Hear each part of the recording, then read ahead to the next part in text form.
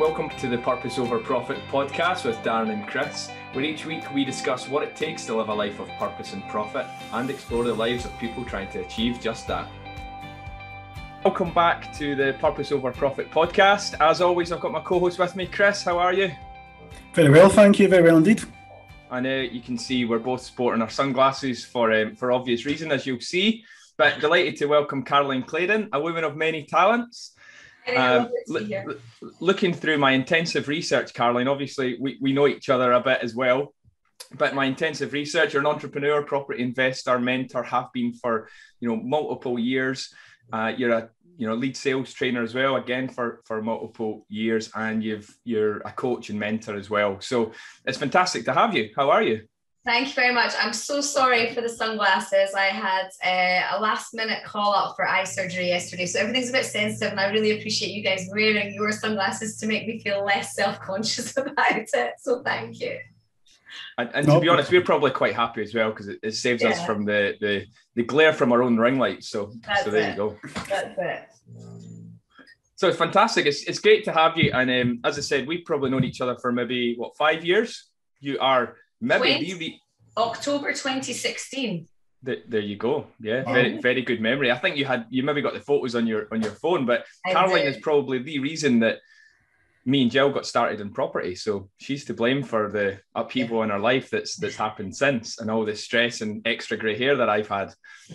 But yeah, so we're going to get into a bit of kind of your business journey, how you've managed to get into property, I guess, and been in property for 10, 20 years probably by now. It might be making you feel a bit old. But before we kick off, obviously the title of the podcast is Purpose Over Profit. Yeah. So what does that phrase, purpose over profit, what does that mean to you? Oh, it's a tricky one because it's so deep, isn't it? It's, you've got a mixture of your why, and then you've got the money element. And I have to say, until I really discovered property investing and the reason behind being an entrepreneur, I had no idea about purpose. I don't think I even recognized what it was.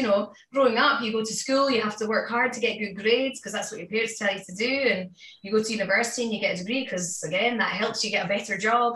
And I remember graduating with a psychology degree and thinking, now what? And I honestly chose my job based on how much money it would pay me. And what job was that? I'm interested because you're a psychologist then at that point, I'm guessing. Wow. Yeah. Well, at some point I thought I was going to do educational psychology, and then I realized how much more studying I was going to have to do that. And then I thought maybe a criminal psychologist, and then I discovered that I was going to have to work in the police on the beat for a number of years before I could qualify. So basically I was lazy, and I thought, right, what job is going to get me the most money as quickly as possible? And I had a friend that I used to play tennis with when I was younger, who was a pharmaceutical sales rep. And I thought, drugs, that's recession proof. And selling drugs to doctors, talking to intelligent people, that sounds good. So I started to go for interviews for medical sales rep jobs. And in one of the interviews, they said, have you thought about doing recruitment for medical reps? And I thought, well, I don't even know what that is. I didn't even know it existed. And then that kind of sparked, well, if they think I should maybe be looking at that, and started to apply for other recruitment jobs, but didn't really know what it was. But I saw that the pay was quite good. And that's how I fell into recruitment, basically. But not medical sales reps, accountants. Oh my God, even worse. Yeah, so that's so ideal. This whole idea about, I guess, purpose then felt like it came a bit later. The initial drive was profit, and it's such an interesting point that you mentioned around, like, it's not like you go to school and you've got a subject that you study purpose or self-awareness or self-belief or anything like that. Yeah. So the rules of the game were work hard, make money. Yeah, that was it. And I think, honestly, that was my only concern, was I need to get a good job to get paid well. And that's all you really think about. And you do think about what you enjoy, but can a 16, 17, 18-year-old really know what they want to do? I mean, yeah, if you want to be a doctor, brilliant, a vocation, something like that. But, that's why I did a generalist degree, because I thought, well, when you're choosing your subjects, how can you really know unless you have got a clear purpose and sort of destiny? But do you really, or is it your parents' destiny for you? The kids that choose to be doctors, is that really them, or is it their parents? Well, that's a really interesting point. One of our neighbours is a careers advisor at a high school as well, and I was thinking that must be one of the toughest jobs to do, because you're right, at that age, you're asking to make a lifelong decision, and Yeah, actually what you're making them pick just now might not be around in 20 years' time, because yeah, the way the industry changes so fast. So, and like Darren and I both mentor as part of the MCR programme with young school children. So what we try and do, and I remember asking them, they were saying, well, it's basically secondary education and further education, or basically a kind of apprenticeship. And I was like, what about entrepreneurship? I'm like, well, that's kind of, we want to focus on something else. You're right. You never get that introduced to you at some point. yeah. Well, in entrepreneurship is really interesting because you can go to uni to get a degree in that, but is it actually taught by entrepreneurs? I did that. I don't think did I come out with that? That's what I went to uni. My initial degree that I went to was sports studies and entrepreneurship. What the hell I thought I was going to do with that, I don't know. But that's the degree I went with because I thought it sounded, oh, that'd be cool. Yeah. That entrepreneur sounds like a good word. Does that mean you become like a kind of NBA kind of holder of one of these teams? You'll become one of these owners? I had honestly no idea. No. No idea. It didn't pan out that way anyway. Thankfully, I was able to change. Yeah. Yeah. But yeah, so when you've got kids as well and you start as a parent reflecting, well, what is the best advice to give your kids? It's actually find something you're passionate about. Don't even think about if it makes you money or not. Just, be happy because that's what you want for your kids. But I honestly think that very few parents really do think along those lines, right? Yeah, I think that's fair. And the importance at such a relatively young age as well. It's like the importance of what next Instagram pic you're going to put up is huge, let alone what degree you're going to go on to do, or what's your hires or whatever they're called at the moment, in fifth and sixth year. So yeah, absolutely. It's just difficult. You kind of need that breadth of experience almost before you can even start to develop what that purpose. You need to try some stuff before you know what that is. Yeah. And before we move on, I was actually quite interested there. So you've obviously studied psychology and then you moved into recruitment. So do you think that gave you an advantage in some way of like trying to recruit people because you knew people's mindset, or was it just you enjoyed the challenge of trying to get people in?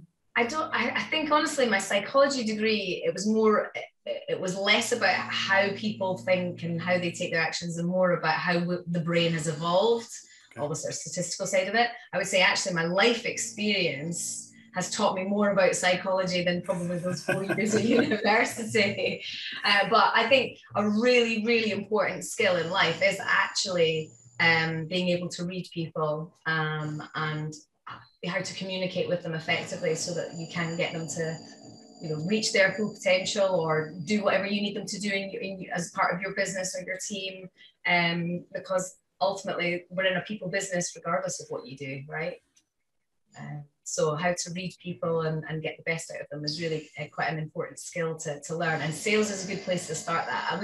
If I had a choice, I'd push both my boys into some kind of sales job initially, even if it's just, I don't know, newspaper boys selling the newspapers. I think that gives confidence and the ability to talk to people.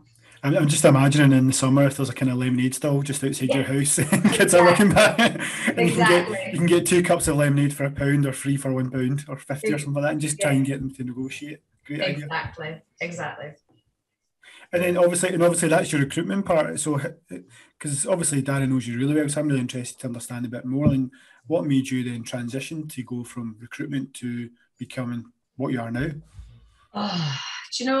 Actually, curveballs, like unfortunate situations that you don't want to happen. And I'm a massive believer in your life, anytime you have a disappointment, something amazing is going to come from that, because I was happily working away in my recruitment job, decent salary, got myself a flat, I was doing well compared to my peers. I thought I was doing good because that's what you do. You compare yourself to other people. Then I met this bloke, my husband now, and turns out he was actually in the process of moving to Australia. He didn't tell me that when we met. He'd lost both his parents when he was quite young, and I think he just thought, you know what, life's too short. I'm going to live the life that I want to live. I'm moving to Australia. But his visa got delayed, and it was in that visa delay that we met. Anyway, he kept delaying his flights, and we saw each other at weekends. He was in London, I was in Edinburgh, and then eventually he says, do you fancy coming to Australia on holiday? And I thought, oh my God, all my ex-boyfriends would have been Gran Canaria or Tenerife, and this guy's saying Australia, I'm in here, I've done well. But of course, Australia is quite far away, so we were only entitled to about 3 weeks holiday each, and in order to get them all together, we had to go for special permission to our bosses. So kind of went with my begging bowl saying, can I please go away for 3 weeks? And I think that was the first moment that I thought, this is a bit weird. You work hard for these guys, and then suddenly I've got to ask when I can have my holidays. Anyway, they granted us permission. We went off to Australia. That's when Nick was kind of saying, well, we're doing this whole weekend London, Edinburgh thing. That's not sustainable. And I'm like, well, I'm not moving to London, so deal with that information. And he says, well, let's move to Australia. And we compromised, and he moved to Edinburgh. So we decided that. And that set the tone for life ever since, Caroline. Yeah, exactly. But in that big life decision conversations, we knew that Nick was way more unhappy in his job than I was, and we were like, this isn't it for 40 years, surely. I can't do that whole monthly target thing. You're only as good as your last month's success. And we thought, right, well, let's set up on our own, let's be our own bosses. And that was quite exciting, but we didn't really know what kind of business to do, but we just knew we wanted to be our own bosses. And we went round and round the houses. I actually thought about having a sandwich shop in Edinburgh city centre, because I knew how much all the folks spent on their lunches from the offices. But I mean, I didn't know how to get commercial premises. What did I know about running a sandwich shop?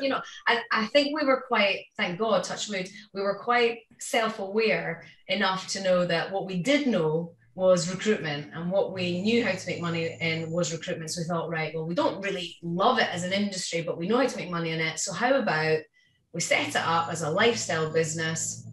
We'll just run it, the two of us, no offices, no staff, and any profits we make from that business, we'll buy property with it, because we know long term that's going to get us wealthy.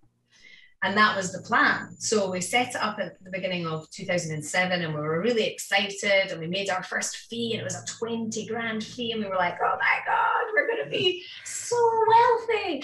And it went really well until, 2008 basically. So we had 12 months of good stuff, and then honestly, I did not see that coming.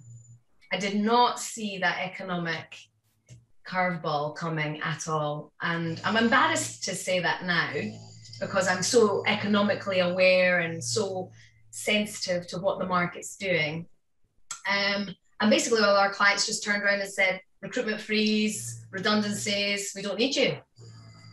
We hadn't done anything wrong. And I'm like, oh, this is unfair. But my dad had always brought me up to believe that if you work hard, you'll be okay. Just keep working hard, love. Just keep working hard, you'll be okay.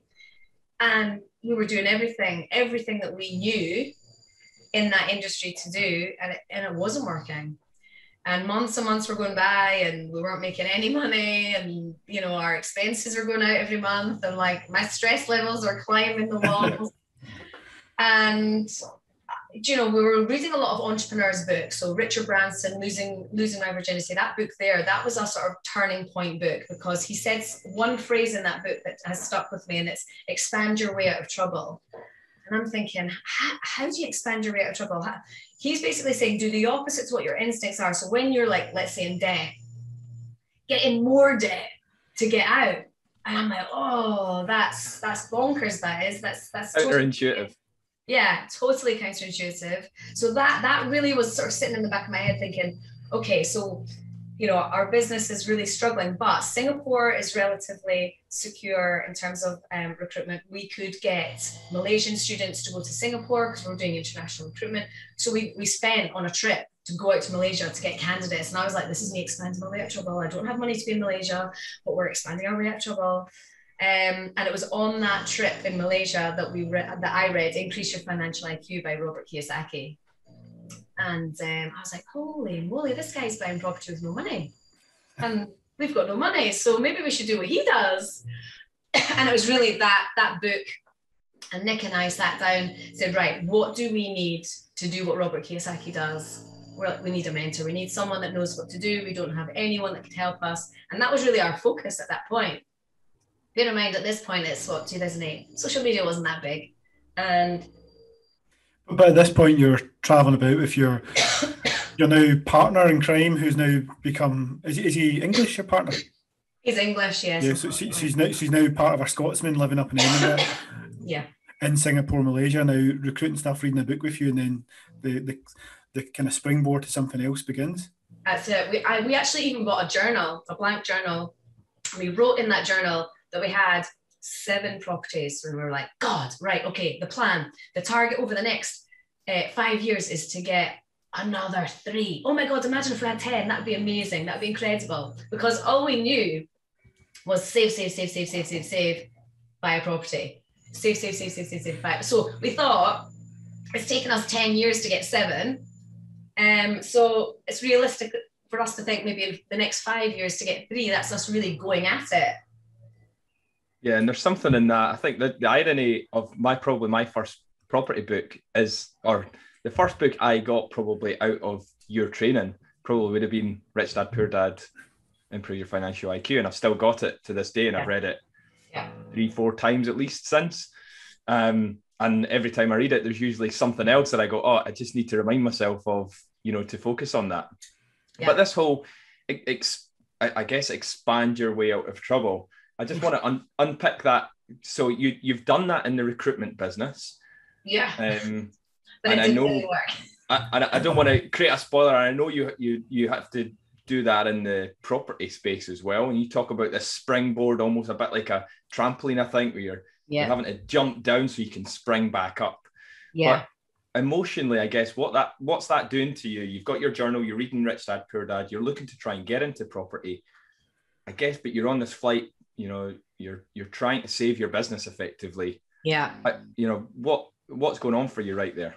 Well, okay, number one, the stress levels were really unhealthy. Like, they were affecting my health, no question. I was speaking to, I got to the point I went to the doctor and I was like, I can't cope. I can't, because I couldn't see a path. I could not see a path out. And although I was doing the Richard Branson thing of expanding my way out of trouble, I was just feeling like I was digging deeper and deeper into this well. Like, oh my God, there's no way. And actually, if we break it all down, I didn't really care about recruitment. I didn't really care about that business. Did I really want it to work? I needed the money, but I didn't really, it was a means to an end, that business. It really was a means to an end. And, if someone had, because at one point we thought, well, we could get jobs in Singapore potentially in recruitment. That was the only place we could have got a job.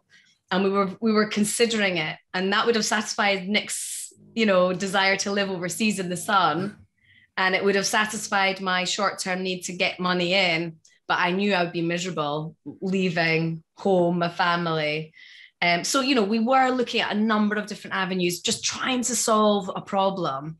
But yeah, emotionally, I was shot to pieces. I was, it was all consuming and very, very stressful. Obviously, my family could see what it was doing to us. And at the same time, my younger brother was, his career is like taking off to stratospheric levels. And, that's really tough when, as parents, they're looking at their kids, one's doing phenomenal, and one's having a bit of a blip because of the economy. I don't know how long it would have taken. If we just stuck at recruitment, I don't know how long it would have taken for that to ever have come back. And I don't know if we would have financially survived it. I just don't. I don't know. Yeah. And it's an emotional toll as well, as much of anything. So financially, you probably be able to get by. Like you say, you could have went to Singapore. There would have been options, maybe not many, but there would have been options if you work hard enough and you're prepared to look at opportunities. Like, I'm a believer, you'll always find stuff regardless of the market. But yeah, I think, the emotional toll and the stress and everything, I guess it sounds like you couldn't have probably endured that for much longer. No. So thinking, like, was that a switch then? Was that you've mentioned a turning point when you're on the plane and I think on the way to Malaysia, was that the turning point where you said, right, property's it? And the first thing you were thinking, you need to go and get a mentor? I don't know. I think it was when we wrote in that journal about, right, we need help. We need someone to show us what to do. We know a couple of people that do property, but we don't really know them. They're kind of friends of friends of friends. And I think I'd spoken to one of those guys maybe a couple of years previously, and he'd said, okay, you live in this flat in Stockbridge, and I'd been paying the mortgage down. He said, what you need to do is take a bigger mortgage, take money out, and that buys your next one. And I was like, I'm not doing that. Debt's ridiculous. No way, I'm not doing that. So, you know, I'd already sought help and then ignored what he said to me. But I went on a sort of taster seminar thing for a couple of hours, and it was a South African guy that was presenting, and he was just talking about strategies I'd just never heard of before. And how we got there was we went to a networking event. That was it. We went to a networking event to speak to property people. And we thought, this is where we'll find someone that knows what they're doing.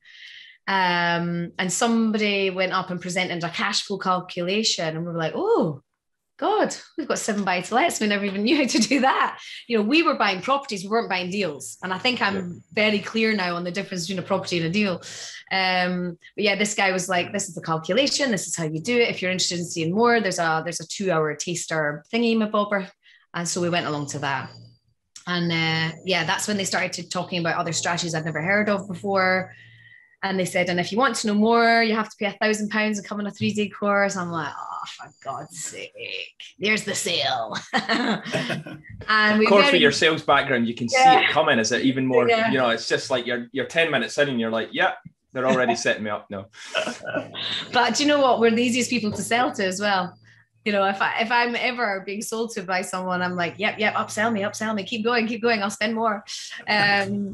But yeah, we paid that £1,000 that we didn't have it. We put it on our credit card, and that was around about late summer of 2008. And then we went on that 3-day course in the November.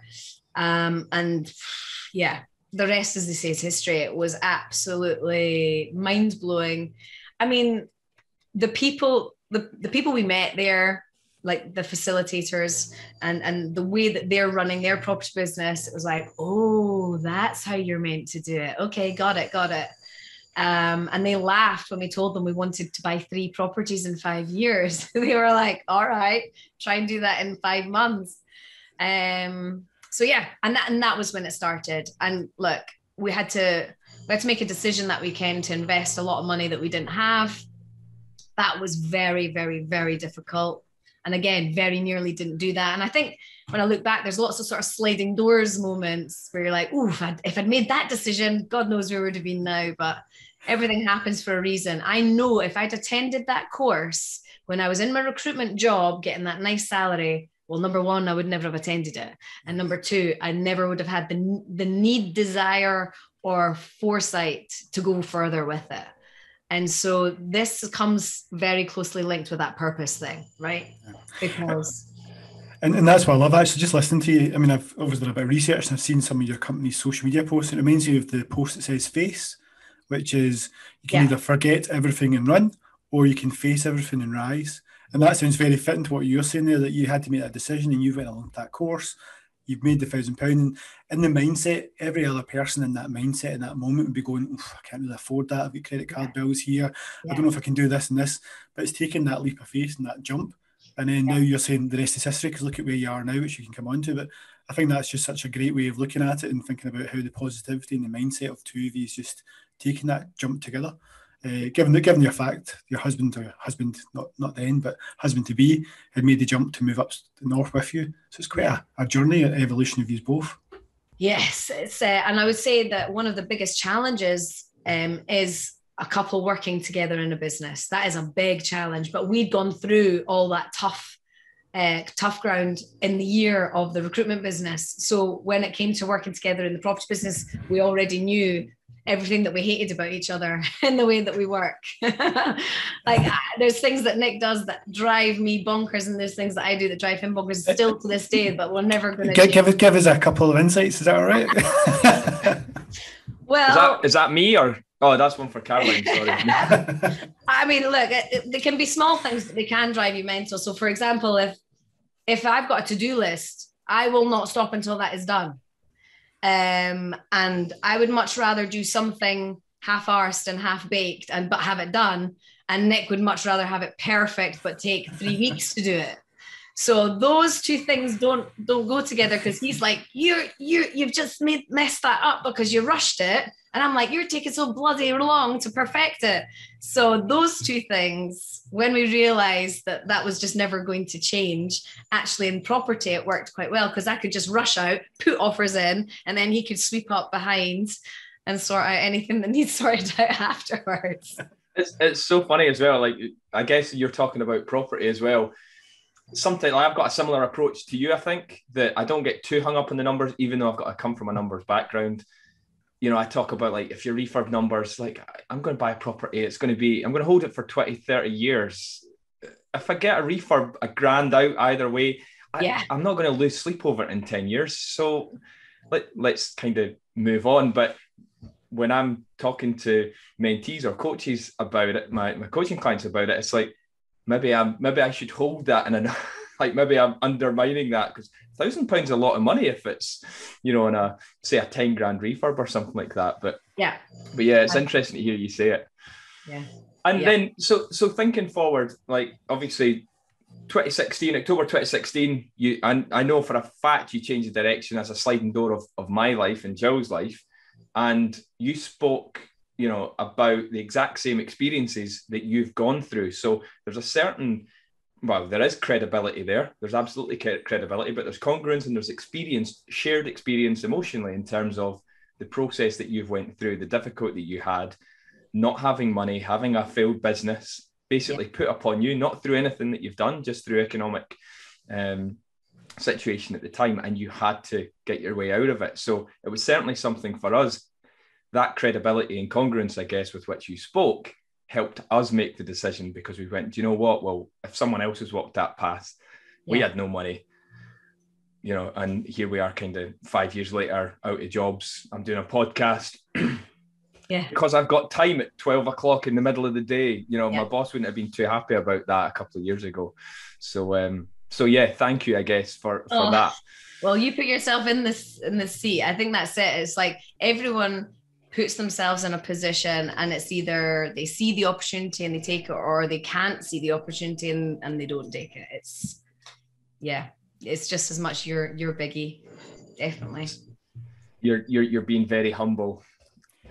So in terms of the property education space in general, obviously you're a lead trainer with Property Wealth System, and it is about a system, I guess. There is a system and a process with which you buy, which you had said obviously you and Nick weren't aware of when you started to get into property. But it gets a bit of flack, the property education company, or not your property education company, I guess property education in general. Yeah, the industry as a whole is marred. I think marred is probably the right word, isn't it?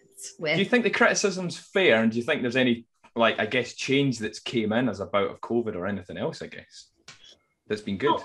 I think the flack is fair, because you do see, and social media has massively facilitated this. You know, your one-man band who's been in property for 2 years and is now a guru, driving a Ferrari, saying, look at me, I'm so successful, you too can have a Ferrari like mine, and you can be a millionaire in 6 months type attitude. And that is complete BS, but there's a lot of that about, a lot of it. And for the young guys who, and I don't mean to be sexist, for the young folks, that is very attractive when they see someone that's relatable in age, in stature, driving a Ferrari. They're like, give me some of that. And they're feeding on the fear, they're feeding on the greed side of things. So I think that, you know, that is why the industry has the reputation that it does. I mean, I met somebody not that long ago online who'd contacted me. He'd already spent £1,000 on a course with a guy who had 4 HMOs, and he was and only 4 HMOs, and he was going to learn about HMOs from this guy for £1,000. And I'm like, wow. Okay. But I mean, that must become hard for you to look at and see the kind of credibility aspect, and see that people are kind of going down that rabbit hole and not being able to kind of reach out and support them, because then you don't want to discredit somebody else, but at the same time, you can see the industry as a whole is then going to lose its bit of reputation by people constantly doing that as well. Yeah, I think that's it. Longevity in the industry, business, property business is really important, but also just the history. So you've had people who have been educators who've then gone into business with all their students, taken all their money, JV with them, and then big developments have gone pop. And then suddenly there's, emails and forums and you're just like, oh God, here we go again. I don't like when someone makes a mistake and does a bad deal, because it just makes life really difficult for the rest of us who are genuinely doing an all right job of it. When our students are, well, basically the whole premise of Property Wealth System is it's the students of the system who are then the trainers and the mentors and the coaches. So they're products of the product, but there's no egos allowed, really. And I think that is really important. That's the only real way that you can, I don't want to say the word compete. Am I competing? I mean, yeah, I guess you're in business, you are competing, but I think I just try and rise above all of that, not get dragged into it. Don't get into the mudslinging that goes on. But yeah, the property education industry for sure gets it tight from a lot of angles, mainly from the people who haven't actually been educated. Funnily enough. Yeah, I see it. I mean, I see it all the time. I've spoken about it before as well. I think I was on a podcast as a guest on a podcast not too long before you, talking about the same subject. But for me, I would say the money that I spent on it, and this is from my personal opinion, the return on investment is a gift that keeps on giving. There's not many things that do that. Property does, obviously, but the education, once you have it and you know a process and you've got a system, you can use it, reuse it, use it again. We're still buying buy-to-lets, now doing HMOs in the exact same way, using the exact same system that we were doing to buy our first property. The system doesn't actually change. The environment does, the external, situation does, property prices will increase and fall, but yeah, the system kind of doesn't change. So and I think that's it. The argument is always, well, you can get all this information for free if you go to networking events and watch YouTube channels, and you think, okay, you're just going to take a lot longer, and you are going to make mistakes that are going to cost you the money anyway. So just pay the money and learn. I guess I paid for my education twice by spending 10 years doing it wrong anyway. So yeah, I've got experience in both camps. What I loved as well is your point of view around, you obviously see people out there money grabbing, I'd say, to a point, which you kind of said, and I've seen one of your social posts where you said that there was a client of yours, a tenant that lived in a property for, is it 10 years or so? I can't remember exactly the number of time, and you hadn't put the rent up once because life's too short to be after the money and grab it, and just nurture the client well. And then when they leave, then a new tenant comes in, and then you can put the rent up. So I love that. That's that honesty, integrity you've obviously shining through just now. Yeah, and I think that is really important when you're in a business. I mean, Warren Buffett says, be greedy when others are fearful and be fearful when others are greedy. And I love that whole doing the opposite to the masses. So when I see landlords saying, no pets, no smokers, no BSS, I'm like, smokers, pets, BSS, bring it. Because, if I allow my tenants to paint their wee girl's bedroom pink, then they're more likely to stay in the property. If I allow them to get a wee bunny rabbit for their wee girl's birthday, they're more likely to stay in so my void period just gets less and less and less. And then I do have that longevity of tenants staying there, and just consistency. But, you could argue that I've cost myself quite a bit of cash flow over the years by not increasing the rents. But I think, again, people generally sweat the small stuff. If you sweat the small stuff and don't really look at the bigger picture, I'd rather spend my energy scaling the business, growing it, than sweating over an extra £5 a week over here in rent, So I think it comes down to your mindset and what you view as important in your business and how you want to conduct yourself as a landlord. So I like how we started. We were talking about purpose over profit and how it's difficult to start with, but purpose might come into it, or was coming into it more in the property space. There's certainly something in there that sounds like, it's not just about money. You could be squeezing every little bit of profit out of that, but to what potential cost future, down the line, both financially, emotionally, stress. but also just in terms of being a good human being. Yeah. You know, like rent increase every single year, you know, or whenever you feel like it. You know, this is people's homes as well. So like, yeah, there's more to it than just, you know, the financial return from it, for sure. Yeah, and if you start thinking about your tenants as your customers, your clients, you're a service provider, providing them with a product that they are choosing to pay for on a monthly basis, then it kind of changes the way that you view your business a little, that you're comfortable. If they're comfortable with the product, they're comfortable paying that price, then why rock the boat and change it? You could be focusing your efforts on scaling it in other directions. But I think, Darren, what you said there about that purpose element, I don't know at what point it comes into play. So if you think about when we got into property, it was to purely get out of that financial difficulty. And at what point did it tip to, oh, and now we're going to be really nice and good people about this and not really be money grabbing? I'm not really sure. And what I've seen, if nobody's checked you out on Instagram, so you definitely check it out, because I've looked at a lot of your posts and I like the mixture of humour, but the educational piece as well. And I'll read a couple here which I've noted. So I've got one here that says, and you can explain this if you don't mind. I shouted cow at women going by on her bike. She shouted back, piss off, you arsehole. Then she crashed her cow. You tried to help. What was that about? I know what it was about, but it'd be interesting for the listeners. Okay, so we run free webinars on property, and they're about 90 minutes or so.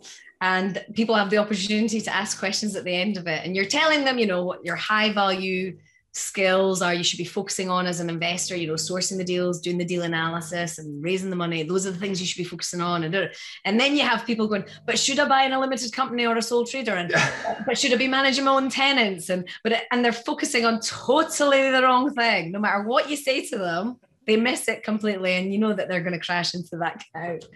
So that was why I liked that quote. Honestly, there's so many that I wouldn't even go through just now, but there is fantastic ones, and I kind of want to talk. I mean, I'm kind of diversing slightly, but you're talking about the kind of purpose element, and I can see that your career is slightly changing in your educational piece. You can see that you do a lot of, well, you've done bits with empowering and inspiring women to start and scale up their business. I've seen that with the She Inspires Me. So I can see there's an element of that. How you've done that recently? Was that last year you did that?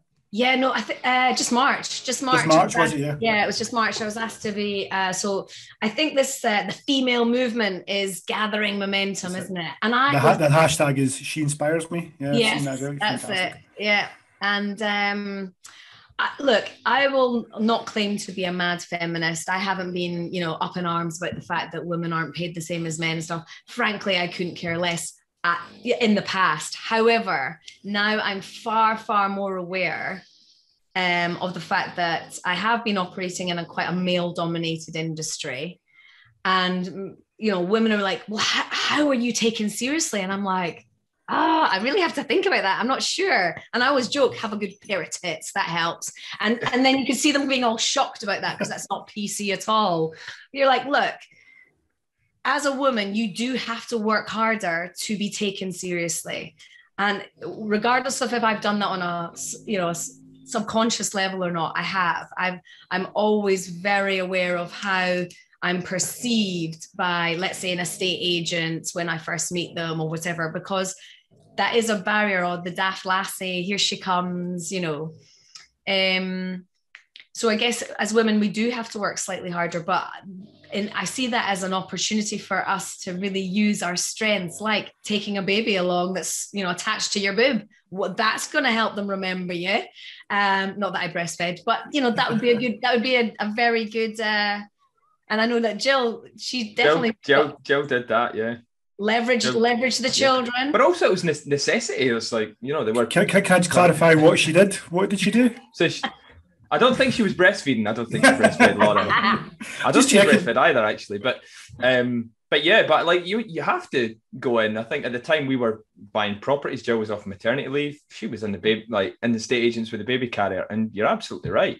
And I was just going to touch on that. Clearly, as a man, I'm not going to get embroiled in any talk of feminism. That would be a wrong move on my part. But from my observation, I see women in property as some of the most inspirational. Like I've obviously, like mentioned yourself, you're the reason we probably got into it in the first place. But the lack of ego amongst women is a huge advantage. And I'm not sure that quite how, if women actually recognize that guys let themselves down all over the place because of their ego. And almost, I'm not saying you don't have any ego issues whatsoever as a gender, but I really think the starting point is so much better. And I see that, I almost see it to a point that, very few women, if any, kind of operate from a place of ego, where I see it every day, every hour for males in property. Yeah. And the two biggest things that will literally tear you down in property is ego and greed. And if you've got two of those together, holy moly, you're toast, right? And you're probably right. I mean, women, I'd never really thought about the ego element of it. I think and this is going, again, I feel I'm doing my whole gender a disservice with this, but if we're told that something works by doing it A, B, C, we're not going to question that. We're just going to do A, B, C, and then it's going to work. Whereas men will be like, I've been told A, B, C works, but I'm going to do A, Z. Oh, no, that didn't work. I'll come back now and do B, C together. So they try and reinvent the wheel. They try and do it bigger and better than the last guy because of ego. And actually, women just follow instructions. Oh, well, I can't believe I'm saying it. It sounds like your husband broke that mold by coming up to Edinburgh, though. Yeah, that's true. But this leads me on to something I'd heard you saying in a different podcast, maybe in the property podcast, which honestly still makes me giggle. It was when you talked around the human being bum sniff. Oh, yes. And that, honestly, if you'd like to explain that to listeners, I thought that was fantastic. You explained it. Okay, so I'm a mad dog lover. I love my dogs more than my children. And I've just said it. There we are. I do. I love my boys. I've got 4 boys, 2 funny ones and 2 human ones. And it always fascinates me whenever I'm out walking the dogs. When dogs are, all animals, very simple. When something bad happens to them, they just get over it and they never think about it again. I like that element of it. But when dogs meet for the first time, they sniff each other's bums just to check each other out. And then they decide, yeah, you're cool, I'll hang around with you. Or no, I'm going to walk away from you. And it got me thinking, whenever you go into a new social situation as a human being, we do the same bum sniff thing, but it just in the form of, where do you live? What do you do? That's the question. Whenever anyone asks me where I live or what I do, I'm like literally rolling my eyes like, do you actually give a shit? Like, you don't care where I live and what I do. You're just actually figuring out if I'm in the social bracket that's worthy of you spending your time talking to me. Do you know what I mean? It's it's just one of those things that I've observed being this mad, crazy dog lady. Well, that's what I've seen. You mentioned, I think you said, to kind of stifle that in the mindset point of view, you mentioned, I buy houses, but I also beat the banks. And then straight away that gets them thinking. I know Darren talks about beating the banks. I remember you done a piece on that, Darren, as well. And I think that's that continuality of like me challenging their mindset to then go, what do you mean by that? And it starts a conversation going. Exactly. And I think I really can't stand the whole conforming thing that goes on. I mean, Edinburgh's really bad for it, particularly now that I'm an Edinburgh school mom, on a mum's night out, when someone says, what do you do? I want to say I'm a stripper or an escort. I want to say something really, I just want to go crazy and say something wild, because it's just so dull, the whole conforming and pigeonholing thing. But yeah, I couldn't say to the mums, I buy houses and beat the banks, because again, that's just too weird. So you have to be a bit of a chameleon, don't you? Depending on who you're speaking to, choose which card you pull out your pocket to say that you are. It's a weird world, right? Really weird world that we live in. And I don't know whether this just came to me now, but I wonder whether COVID and the Zoom like culture that we've had to born into, we've had to work a bit harder to understand people and get to know people and use different skills, whereas the old kind of networking, chuck a business card, shake your hands, oh, who are you, what do you do? There's really no depth to that. Yeah. Whereas you maybe need to we've had to collectively work a little bit harder communicating with each other to stay connected over the last year or so. So I wonder whether that's maybe one positive thing that might come out of it when the world comes back to normal. Well, I think what I've recognized, particularly with our students over the last few months or so, is their inability to make decisions. And it's because everyone's been told how to behave and told how to act. I mean, for God's sake, we're now being told when we're allowed to hug. I mean, that I'm just like, is that actually a news headline? Boris says we're allowed to hug. Like, what has actually happened here? And so when people are like, so should I invest in this property or this property? They can't make a decision because Boris hasn't made an announcement about that. You know, they've been programmed to just not think and just conform for a whole year. That it's affected people's ability to actually think for themselves, and I think that's going to take quite some time. That's so interesting. Yeah, because like you see it from a business point of view, where you maybe businesses were always struggling with decision fatigue, and but when COVID came, they had to just go boom. We have to change. We have to pivot. We have to make decisions to keep the business alive, and you can't go back after that. So now you're like, well, we managed to get online infrastructure and telecoms up, in place in a matter of months or weeks.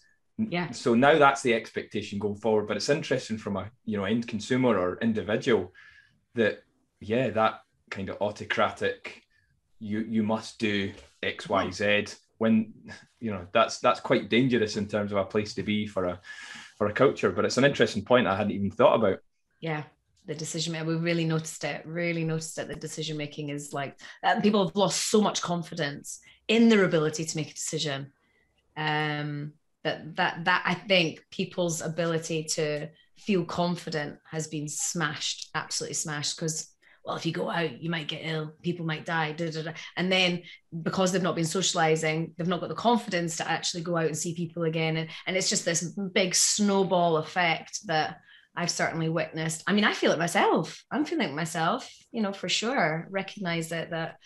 Do I really want to go to a pub if I have to sit outside? Nah. When everything's back to normal, then I'll go to a pub. Yeah, I feel old, but I'm glad you've said that. Like this idea of grabbing a water bottle and sitting out in a duffel coat with the rain. How old do I sound with a duffel coat? Who wears that? But with the rain chucking down, I'm like, no, get me inside, like with my slippers on, and I'll maybe have a beer. I'm totally cool with that. Are you sure a beer? It sounds like you need a wee paper and a wee hot fire. Yeah, it probably is. It's more likely a non-alcohol drink, to be honest with you. But so one of the things I wanted to speak about, it's interesting when you were talking originally around 2007. And where you started to get up in property. And I couldn't help but think of the similarities with potentially where we are heading just now, 14 years on. What do you see in terms of where the property investment industry, I guess, is just now? What do you see kind of coming over the next few years? Yeah, well, I guess, we started buying like professionals in a massive recession. But the recession of 2008 and 2009, there was very, very little money available. And I mean, institutional money. It was really, really tight for money. And I was paying angel investors like 2% a month way back then. Whereas this recession is a bit of a false recession because actually there's loads of money available. In fact, more money than we've ever had in this monetary system. They've just been like printing it like crazy with furlough, stamp duty holidays, like grants and everything. There's so much money available now, it's disgusting. So availability of money for investors is going to be lovely to get your hands on. But of course, this pent up demand that's been in the market for people to buy their bigger houses because they've been cooped up in their house and now they want to expand, and this is the opportunity because they're not going to pay the stamp duty. I see that all cooling down come October. Towards the end of this year, it will cool down. I don't think there will be a property crash that everyone is talking about.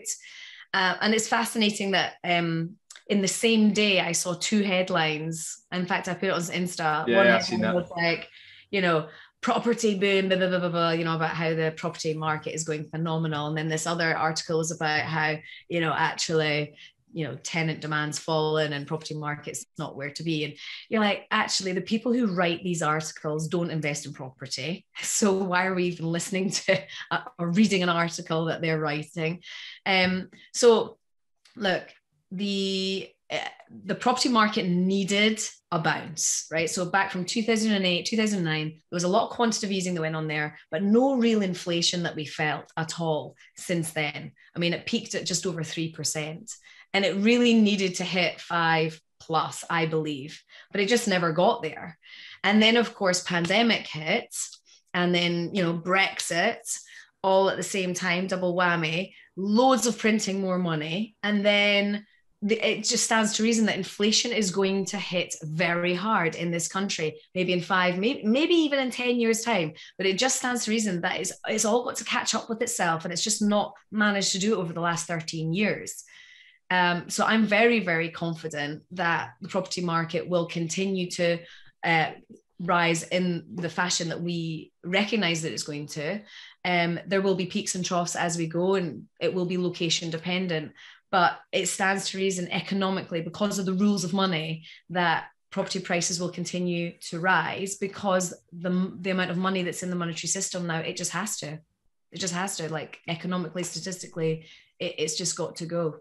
So, yeah. And it's not like a tap that you can just turn on enough and get to the right tepid temperature. It's like, basically it's flooded with QE, more money going into the market, and then you need to kind of just pause and see, right, what will maybe happen. Oh no, wait a minute, I need to turn it like down a bit. By then it's probably too late. So it's not an exact science.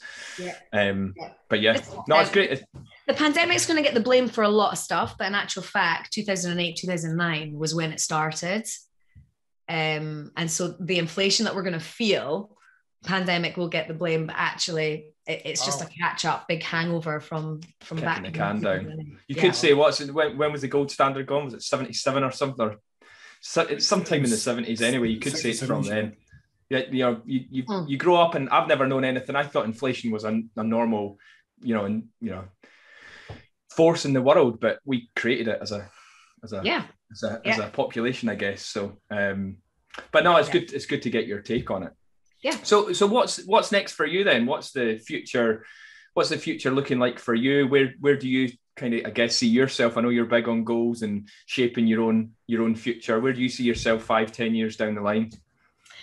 Well, our strategy kind of, I shouldn't say that it changes, but it actually does change. As we started this year, we were going to focus on industrial sheds and split them up.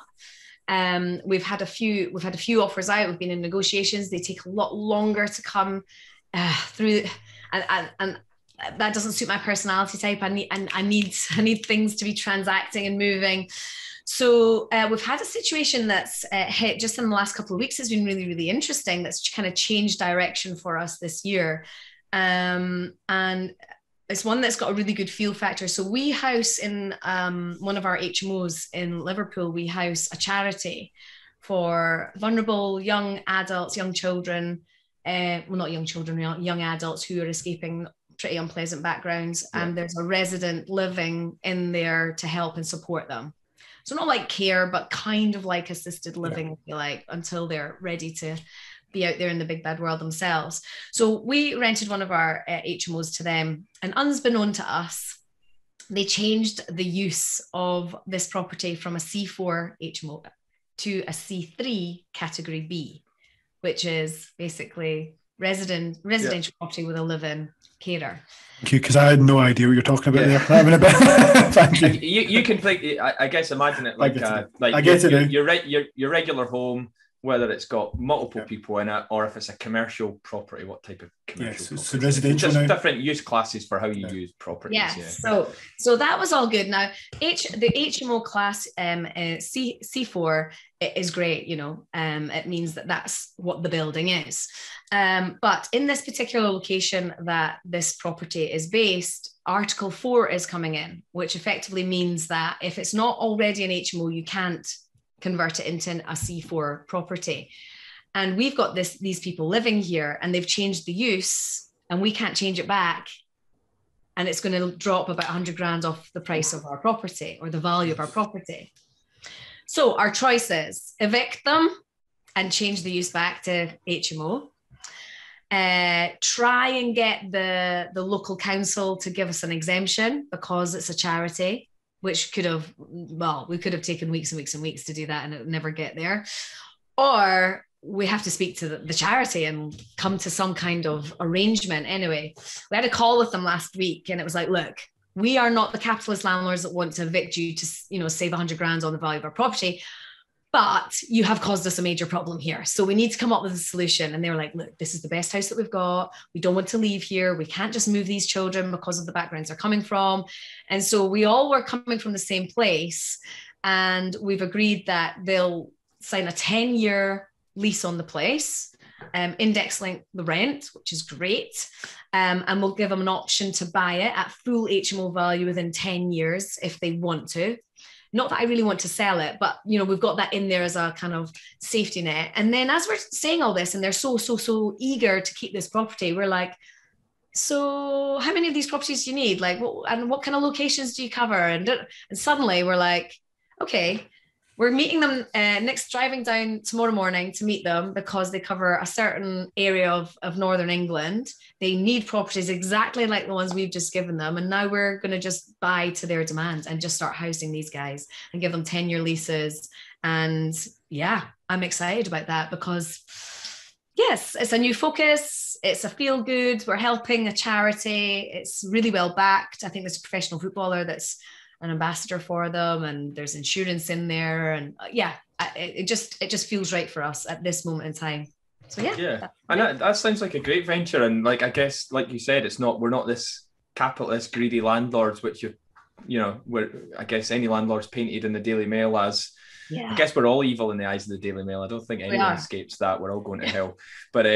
But yes, I suppose it must be nice just to be able to turn adversity. Again, I'm coming back to a quote that you probably said on, a 3-day course with you, but you turn every time you get an issue or a problem, there's always a solution to it. To every problem, there's always a solution. And, when, like, I know obviously the difficulties that with Article 4 coming into Liverpool, and like the chances of getting that changed are zero, but look, there's still a solution. There's still a kind of commercial potential angle on it that works. And actually the charity could benefit out of that initial small kind of, pocket of an issue for them. So, and at the beginning of this year, more HMOs was not in our remit because we'd kind of been there, done that. We wanted to move on and do other things. We were going to add some more buy-to-lets. We're not the big developers that want to do massive big projects. We're just keep it simple, stupid, and just keep growing and building.